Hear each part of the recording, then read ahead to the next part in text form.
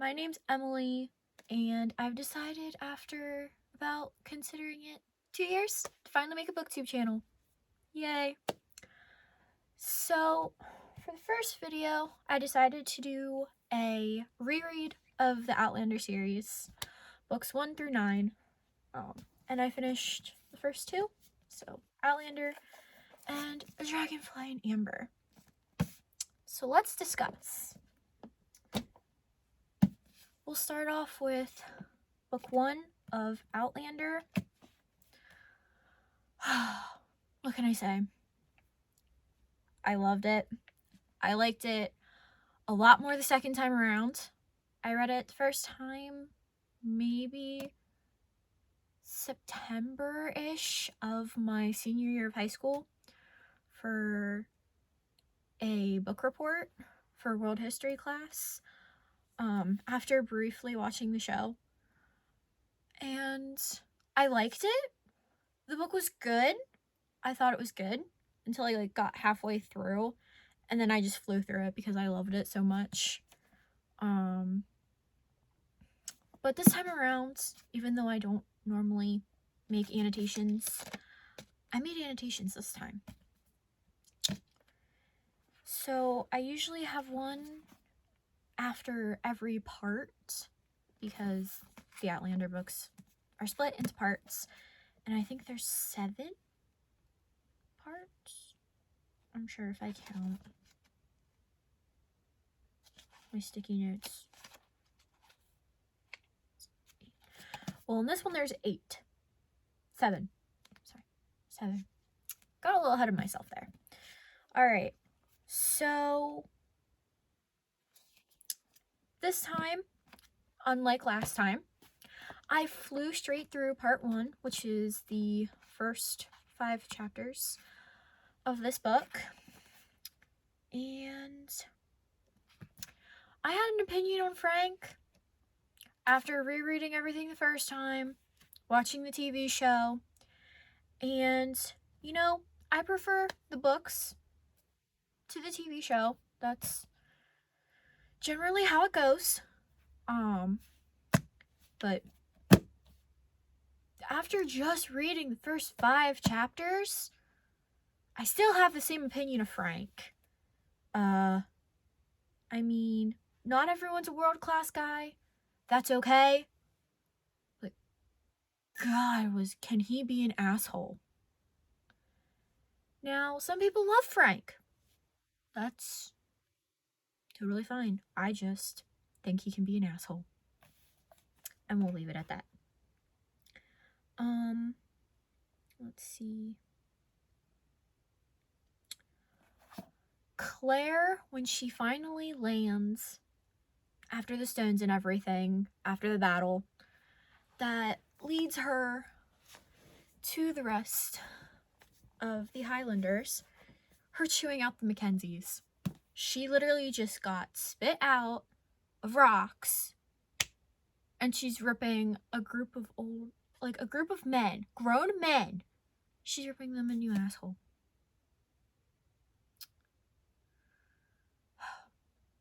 Gotta love that. Gotta love that. Gotta respect that, honestly. Claire, she's got some guts. She's got guts. Girl's got guts. And I definitely admire that. So then, going into part 2, is where they finally show up at Leok. And honestly, I forgot most of the stuff that happened in the hall scenes for when they go to Leok. It's been a while, but Leary makes her first appearance. And Leary, my opinion on Leary is very complicated. Very complicated. But that will come along later in the series, you know. But yeah, definitely complicated. She's not favorite. I definitely don't hate her. She just does some questionable things. Like a lot of people in this series. I like that in chapter 7, part 2, there was more descriptions of the standing stones, which kind of makes sense. I'm glad they throw that in because their whole magic system is very weird and it doesn't get explained a lot, but it's still there. It's not a main part of the series. Don't get me wrong. They shouldn't focus in on the magic like they should have done in Game of Thrones, in my opinion. But I'm glad they actually describe it because in the show, they don't really bring up the magic system behind how the stones work and everything, which they don't really super go into it in the books either until a little bit later. But I'm glad we get more of a description now because in the books, it's you're there at the standing stones and then Claire gets sent back to the past and you're left wondering how, why, what's going on, what did you experience? So it leaves you with more questions. I feel that it would definitely leave you with more questions than answers. If they didn't add that in, which I was glad they did that. And then the song The Lady of Balnine that shows up. It's been mentioned, I can't remember where I heard it exactly, that the Lady of Balnine, that's Claire's song, that it describes Claire. So if you look more into it, during the scene in the hall where the entertainer comes out, I can't remember his name right now, and he's singing about the Lady of Balnine, it definitely echoes Claire's story. The question is, how do they parallel each other? So, is it Claire's story that, somehow causes the Lady of Balnine, Woman of Balnine? Will the parallel ever be answered? I'm hoping it gets answered in, book 10 or something. Or if there's more, I'd definitely love that. I'd like the connection to be answered.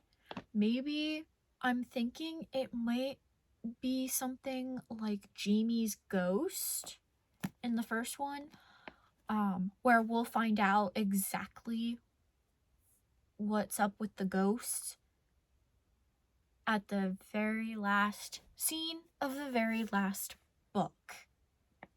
So maybe while Jamie has the ghost, Claire has the song The Lady of Balnine, and maybe that has something to do with it.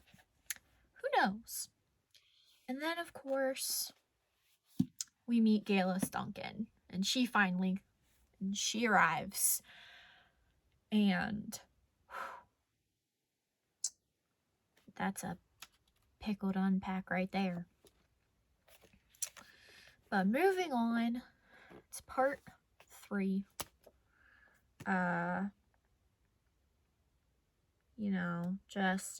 Okay, I do like this in the books. They actually show that Claire is picking up some Gaelic, which is actually fairly, accurate. If you keep hearing the same phrases over and over from a linguistic perspective, at least I know from me anyway, if I keep hearing the same phrase around me multiple times, I'll pick it up eventually. I'll pick it up, context and all. I might not be fluent or fully understand, but I pick up enough context to realize, oh, I can say that here. I can pick up a gist of what's going on.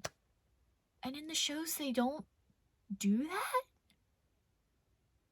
And I'm like, because she's been with them for like at least a month. They're in the Highlands. A lot of people, almost all the people there, speak at least a little bit of Gaelic. And she wouldn't have picked any of it up? I'm glad they put that in. It makes it more realistic, honestly. But also, Frank is a Jacobite scholar. So, like, you'd think that maybe he knew a little bit from digging into records and things like that, too. So, like, maybe she knew some. It makes it believable, in my opinion.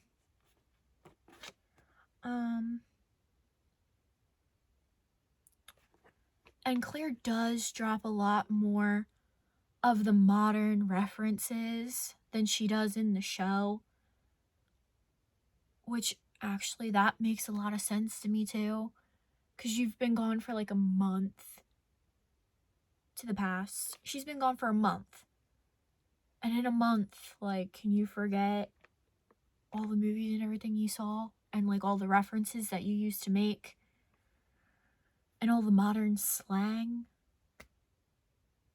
Like, I'm glad they put that in. It also shows a little bit of her character.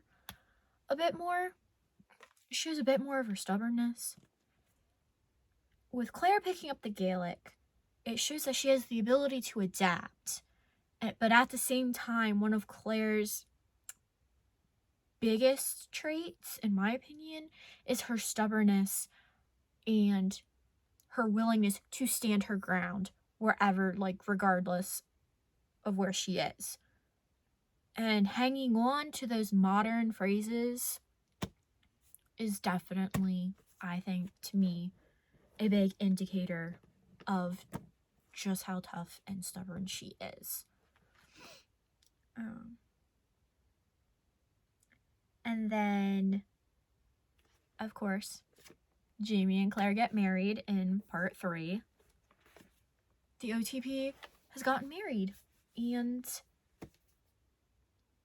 that's really all I've got to say about that. They got married, and they actually take the time to have conversations and learn about each other, which I think is a very deep insight to their relationship, and this is why. There's a common concept floating around the internet, wherever people get it from, in my opinion, that intimacy automatically means sex. I don't believe that. Because you can go out, you could go around, sleep with anybody. Whatever. Not a big deal. And feel no connection to them whatsoever. But you can sit and you can talk to somebody about different meaningful, deep things.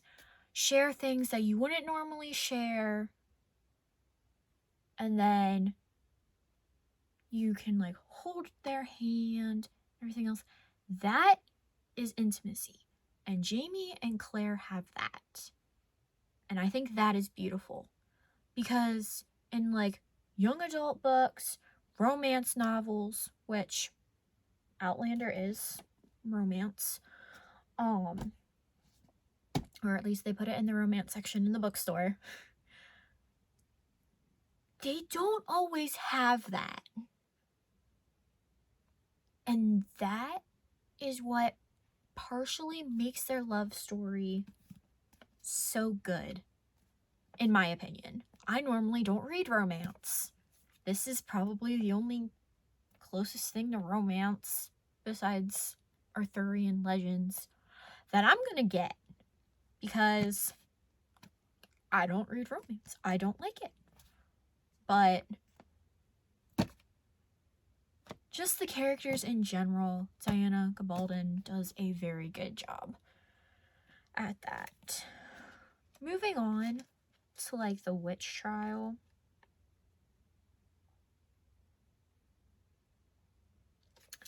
Just like the whole changeling thing, that was actually kind of breezed over. I think that was more in the show than anything. But don't mind that really. The trial was good. It was good. I think the show and book wise, it was pretty good both ways. Couldn't complain.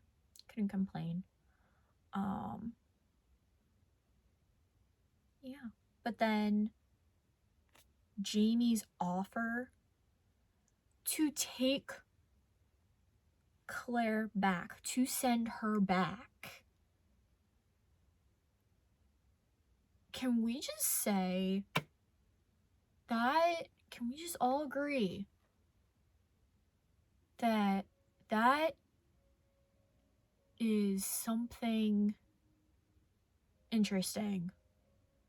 Most people would not do that. I can guarantee most people would not do that. But he was willing to send her back.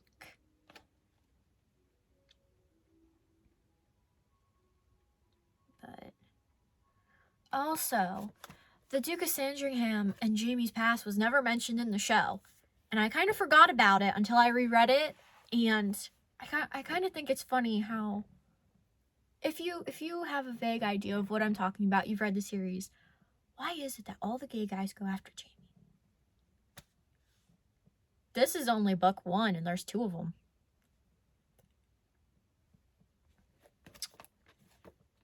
I don't know. But Jamie does try to send Claire back. And in the show, I don't think this part's in the show, but then Jamie pulls Claire back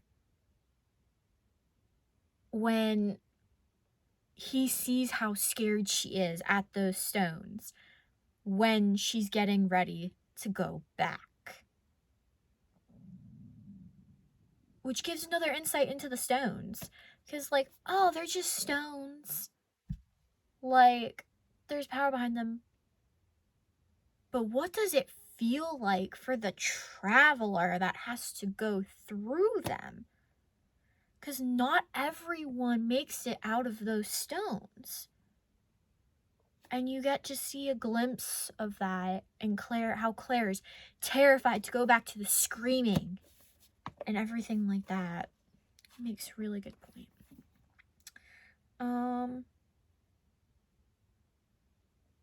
Let's see. Well, they make it back home to Lallybroch, and that was good. It was good. I enjoyed that part. Being home at Lallybroch. That's good.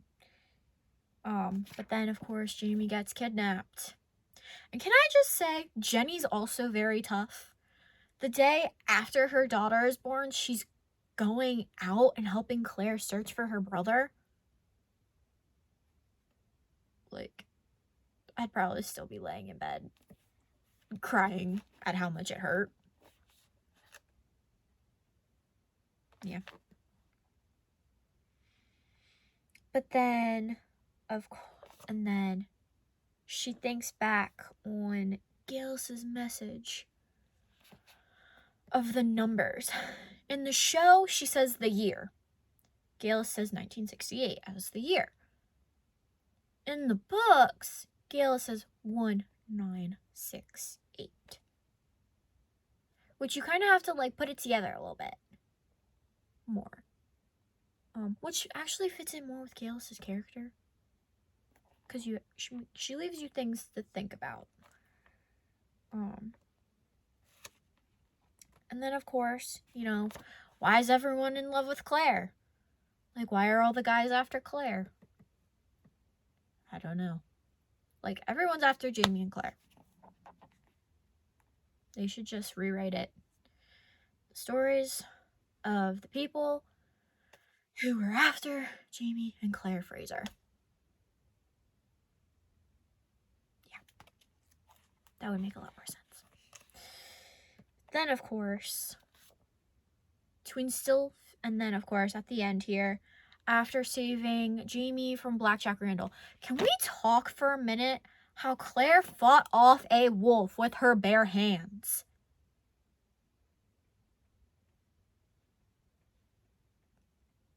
I'm still in awe by that. They never showed that in the show, although I do love the charge of the Highland cows. I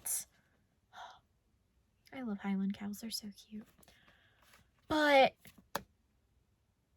dang! Can we just agree that that was badass? Like, I completely forgot about that part.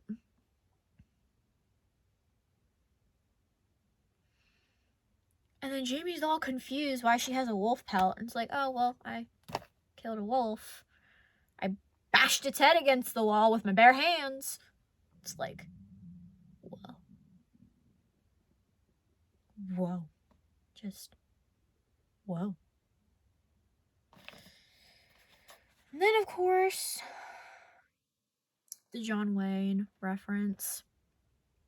My pap was a super huge fan of John Wayne before he died, so I appreciated the John Wayne reference.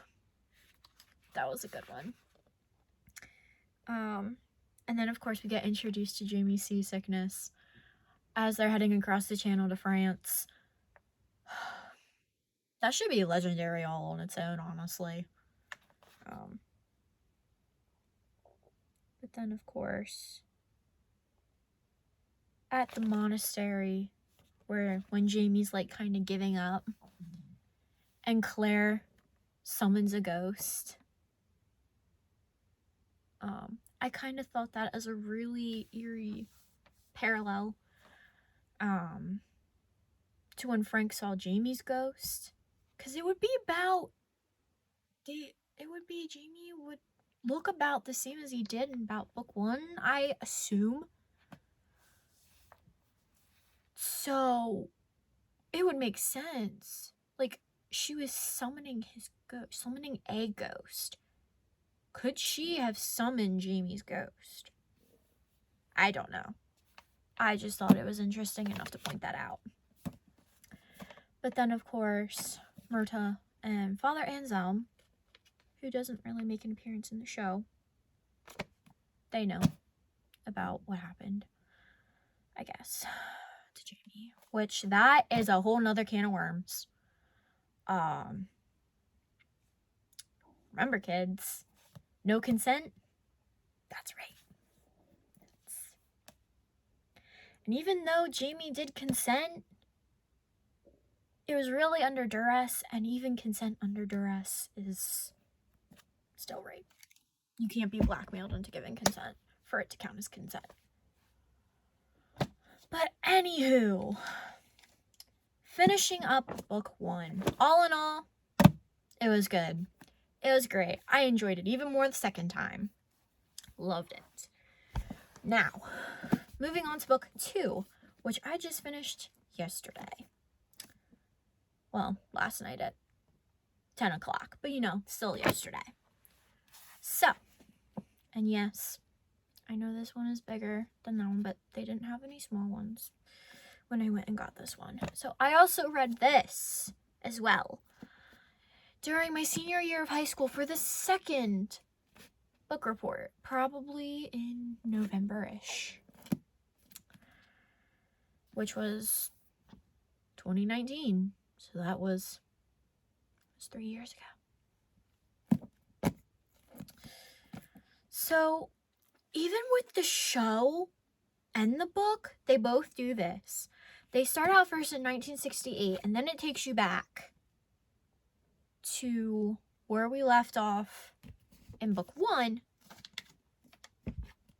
and then it takes you back to the future at the end. It was a bit confusing the first time I watched and read it. A little bit less confusing the second time, but it was okay. I understand why it was done the way that it was. But part 1. My first comment was, the books would get me too. I love books. I think, from what I read, that there was a big library and they were excited about it. And honestly, I stand by that statement. I would really like the books too. Yes. I remember now. It was when Roger was cleaning out the Reverend's house and the books were everywhere. Yeah. That's probably going to be me when I get my own house. Yeah. And then Bree and Roger meet. And also, in comparison to the show, like, the casting's great. But in comparison between the show and the book, Claire has whiskey-colored brown eyes. In the show, she has the blue eyes. And Sam has brown. And Jamie has the brown. And then Bree has the brown eyes. Which all in all would make sense. But in the books, Jamie has the blue eyes that Brianna has. And then, yeah. Just in case anyone gets confused. Because I know I confuse myself all the time. It's fine. And as soon as Roger meets Bree, he plans to marry her. Wait until book 4. But, and then they check out the garage where all of Roger's family trees and his parents' belongings are, and finds the journals that show, hey, yeah, kidnapped by fairies? What is this, Mom? What do you mean? Spill the beans. The beans were spilled. The tea was served and then spit back in. That's how that went. The gravestone. That was just cruel. I still think, I read that the first time and I thought that was cruel of Frank to do. I still think it's cruel. And I think that Claire had every right to freak out over what happened. It was just cruel. Because if you're wondering what I'm talking about, Frank was most likely the one that had a headstone set up at the one far out church or whatever near Lallybroch that said Jamie Fraser. And it looked pretty new and it was wood. So it was put up recently. But Claire, as we find out later, Claire never looked through Frank's books to find out if anybody was still alive, who died, how they died, anything like that, even though she easily could have, because Frank was a Jacobite scholar. So Frank knew, but never said anything, which also leads to my opinion of Frank and how he can be an a-hole. And then, of course, we hear Claire just cussing Jamie and Blackjack out. And I feel that. I agree with that. Yep. Sounds good to me. And then in part 2, they mention Claire's whiskey eyes. Mainly because Jamie is drunk. And he's just being poetic, I guess. I thought it was nice. And some of my favorite quotes came from this section. Like Jamie says, "You do break my heart with loving you." And then of course, Jamie says, "If you can stand up, you're not drunk." Yeah. Yup. And then Fergus arrives. Sweet, innocent baby Fergus. I will kill everyone in this room. And then myself. If that happens. What the fuck? Okay. And then we made it through part 3. Where Mary Hawkins, who is actually, according to the family tree, Frank's great whatever grandmother. So now we start interacting with Frank's family tree in this book. Even more than Blackjack.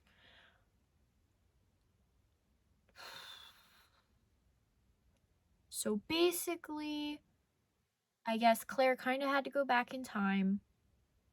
And one of her whatever reasons that she was taken back was probably to help ensure that Frank was born. Yeah. Tell me about it. Just Fergus and Claire and Jamie, their whole mini somewhat family dynamic, it's definitely beyond the dynamic of a servant and masters and mistress. Like, it's something more than that. And they're starting to like treat him like he's their kid. And I am all for that. So, we love that. And then Master Raymond shows up. And Master Raymond is one of the main people that talks about the magic of this world and how it works. He has the blue light. And he calls Claire Madonna. Because her aura is also blue like his. Which is a sign of a healer. And Claire mentions this multiple times through this book. Multiple times. Comes back to it. It's mentioned more a bit later on with certain events that happen. But Claire is made aware of it. Like, very vaguely made aware of it. The blue light equals the healing. And you have to find a person's center. Their soul. They have to want to heal themselves to be able to heal. And that actually, rereading that actually makes some of the things that happen in some of the later books make sense. It actually helps it make sense now that I'm going back and doing a reread. So I'm totally glad of that. But then, of course, Dougal shows up in Paris. And, he's there. At the time, we don't really know why he's there. But he's there. And helps Claire. Claire, drags him, you're going to help me. Okay. Yep. And then Claire ends up claiming the life she's owed for saving Jamie's life twice over for Blackjack to ensure that Frank lives. And Jamie's definitely not happy about it. I wouldn't be happy about it. But I understand why she did it. Because basically, if you think about it, without Frank, and without marrying Frank, without going on that second honeymoon, she would never have come back to Jamie. Never met Jamie. Never went to the Stones. Nothing like that. So basically, Frank is kind of the reason, maybe, of how Jamie and Claire met in the first place.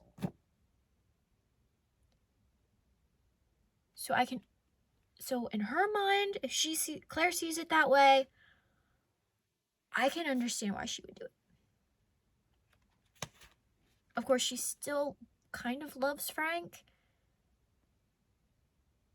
Like, even though she, like, dipped, but she didn't really dip because she doesn't know if she can go back through the stones or not, and she loves Jamie.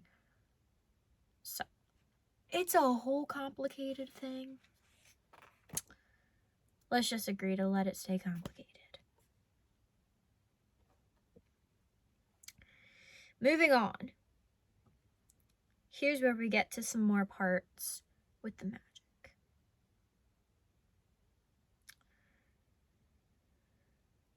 Claire has been pregnant since the end of book 1, and Jamie knew it and told her. Yes. Jamie goes and actually duels Blackjack for reasons that are revealed later. Well, actually, it's found out after everything happens that Fergus was raped by Blackjack. What is it? Anyway. So, Claire finds out that he's going to duel Blackjack. And while she's there, she has a miscarriage. And Jamie tried to get to her, but then he was carted off to prison. He was carted off to the Bastille. So he couldn't be with her either. But the people, they recognize her as working at the Hospital d'Angers, and they take her there to Mother Hildegard.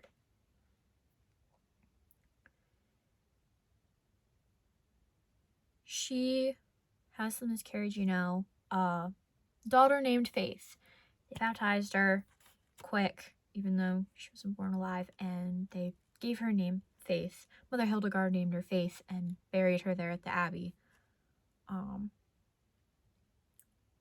And then Claire was still sick with a fever. She couldn't pass the afterbirth. So she's just there thinking she's dying, and she's dreaming. And she recognizes in a moment of clarity that Master Raymond is there. And Raymond uses the blue light to heal Claire. But he can only do so much, as he mentioned before, with the person's center and their soul. They have to want to heal. So Raymond has her focus on Jamie. And then it's then that she is able to heal from that.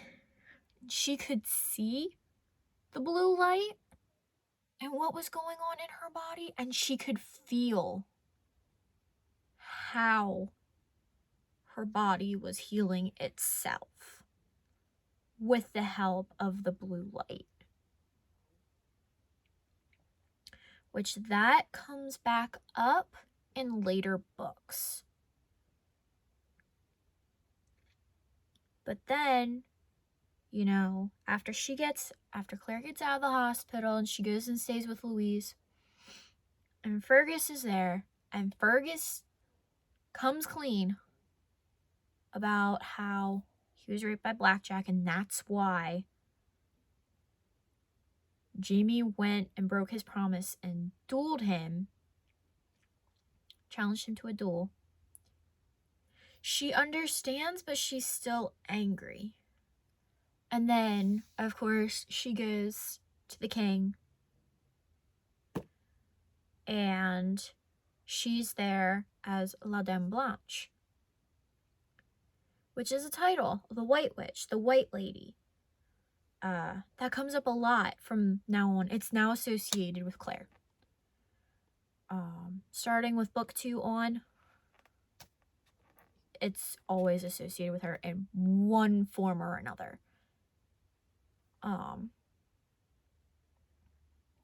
She's there, she oversees the trial, and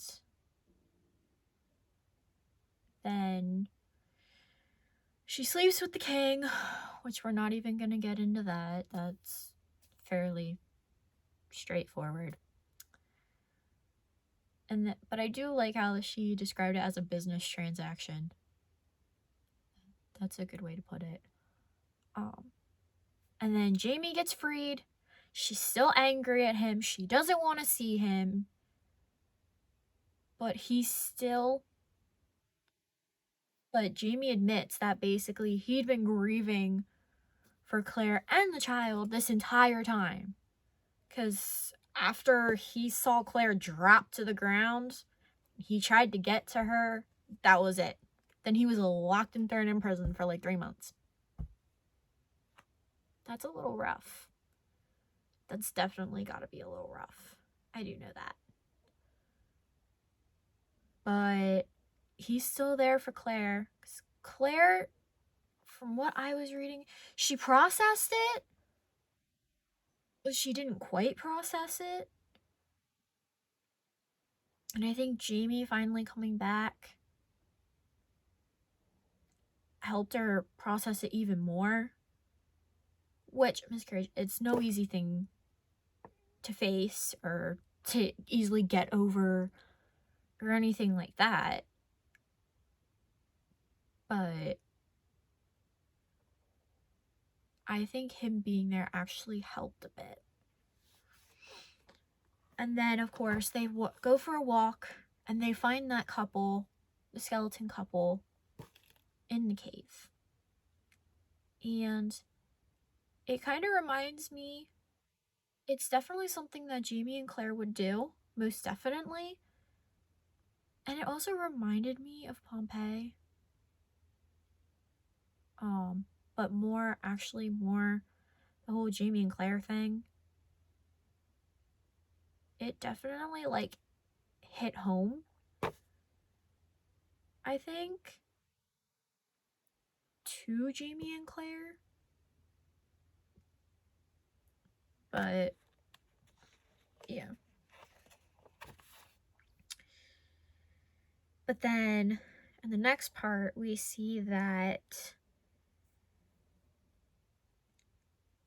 Claire begins, well, they make it home to, like, Lallybroch. They make it home to Lallybroch because the king exiles Jamie.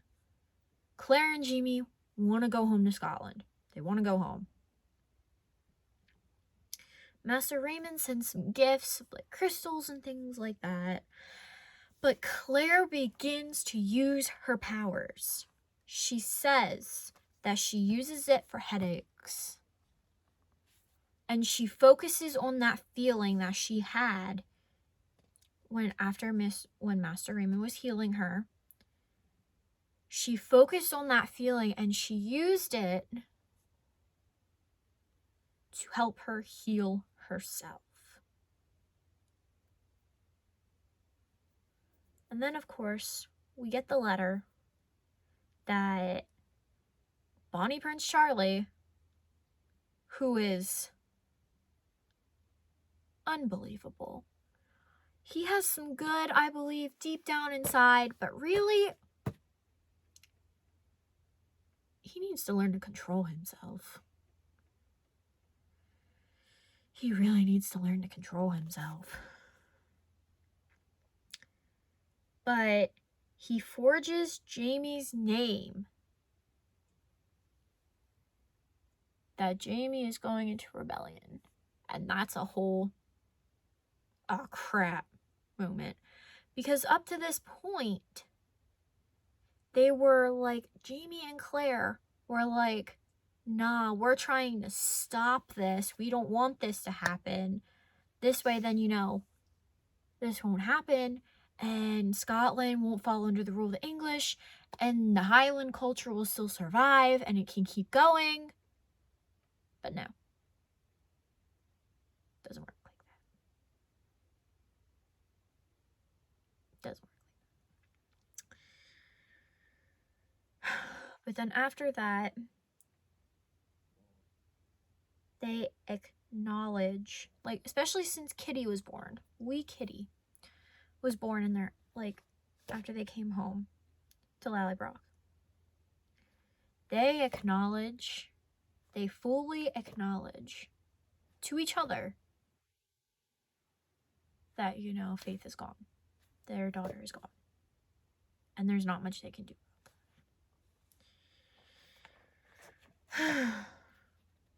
Well then, they're on the road. They're traveling. Good old lice epidemic. While they're on the road fighting for Bonnie Prince Charlie. It's a good sign of hygienics and everything back then. Hygiene and everything. Yep. Definitely. And then we are introduced to William Grey, aka John Grey, when he tries to slit Jamie's throat. And in turn, Jamie breaks his arm.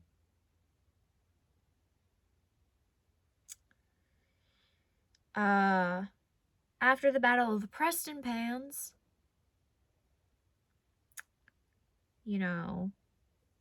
Fergus goes to fight. Jamie gets tramped on by a horse.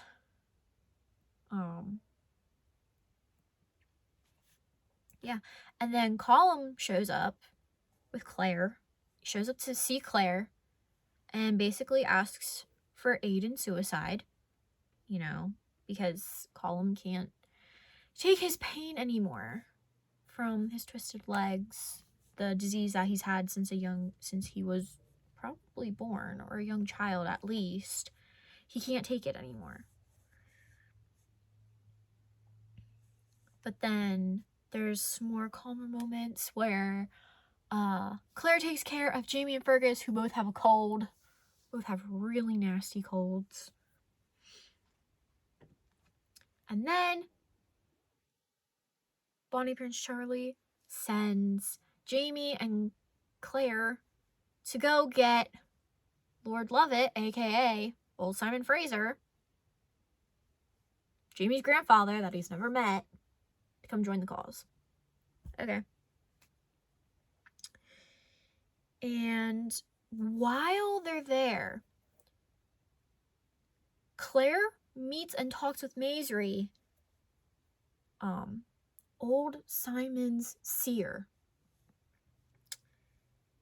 And Maisry is there, and she's talking to Claire about the questions. She's asking questions like, why?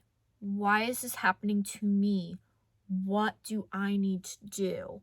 And then Claire's like, do you see anything? And Maisry's like, all I see is you.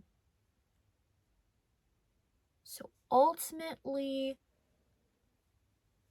Claire is there. And Claire feels like it's a decision that she has to make. The main path involves Claire.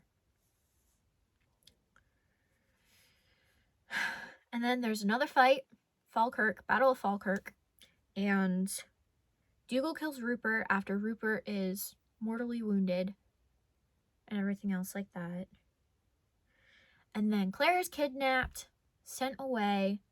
She's sent to the Duke of Sandringham. And Mary Hawkins is there because the Duke is going to introduce her to a new husband. And, then Jamie breaks in to get Claire out. Mary goes with them. After the Duke has killed Hugh Monroe, who gave Jamie and Claire the Dragonfly and Amber as their wedding present. They literally just hanged him. So, in revenge for the Duke killing Hugh, Myrta kills the Duke, beheads him. and gives it to Hugh's wife. And then, on the Battle of Culloden that day, Jaime's goodbye to Claire, just in general, like the whole goodbye, he plans to die on that moor. He definitely plans to die there. And he does not, and he sends Fergus away. He's going to probably try and send Myrta away, but Myrta won't leave him. He sends away the men from Lallybroch, and he sends away Claire and their baby, aka Bree. He sends away Claire and Brianna so that they can live. And Claire is willing to die with Jaime on that moor. And she's like absolutely horrified when she suggests it. It's like, I wasn't carrying your child when, you were there about to die at Wentworth. Well, not Wentworth. Cranesmere. And then she runs through the stones. And now we're back in 1968. And Roger and Brianna doesn't really quite believe it. Roger believes it when they finally look at the inscription on the inside of Claire's ring from Jaime, which she had never even noticed. And then Claire and Roger find out that Geillis Duncan is actually Gillian Edgar's, and she's about to go through the stones. And that Roger is the descendant of the child belonging to Dougal Mackenzie and Geillis Duncan. Yeah. And then, of course, Gillian uses a sacrifice of her husband to get through the stones, although you don't really need a blood sacrifice to get through the stones. Usually it's just a gemstone.